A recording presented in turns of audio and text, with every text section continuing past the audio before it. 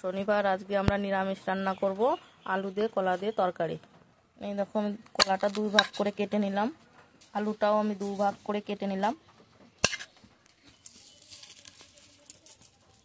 এটা আমি pressure cooker নিয়ে নিয়েছি, প্রেসার কুকারের ভিতর আমি সিদ্ধ করে নেব। আলু আর কলা আমি দিয়ে দিলাম। 1 চামচ হলুদ দিয়ে দেবো, কালো হবে না। আমার সিদ্ধ হয়ে গেছে আলু আর কলাগুলো। দেখো আমি কিরকম করে রান্না করি। এগুলো আমি এখন ছুলে নেব। আলু আর কলা কেটে নিচ্ছি, আর কিছু আলু আস্ত রেখেছি, আমি এগুলো ম্যাশ করে নেব। এই দেখো আলুগুলো আমি ভালো করে আলু কলা দিয়ে আমি ভালো করে মেখে নিচ্ছি।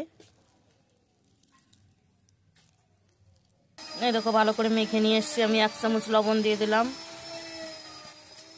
1 চামচ হলুদ দিয়ে দিলাম। আমি এই যেটুক লাগে চালের গুঁড়ি দিয়ে দিলাম। ভালো করে মেখে দেখবো কতটা লাগে।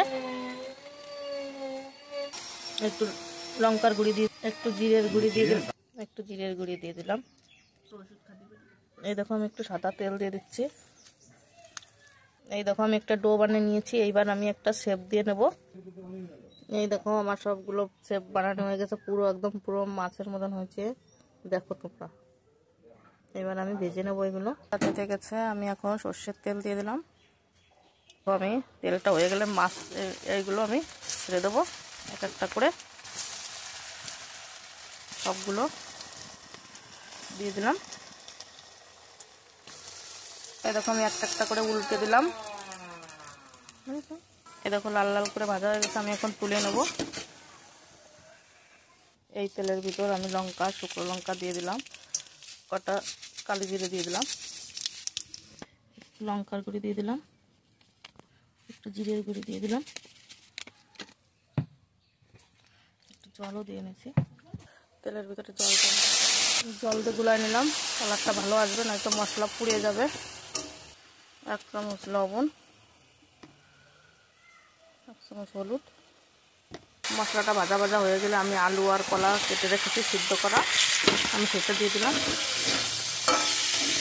মশলাটা ভাজা ভাজা হয়ে গেলে আমি জল দিয়ে দেবো। জলটাও দিয়ে দিয়েছি। এদের তরকারিটা ভালো করে ফুটে আসলে আমি এইগুলো দিয়ে দিলাম।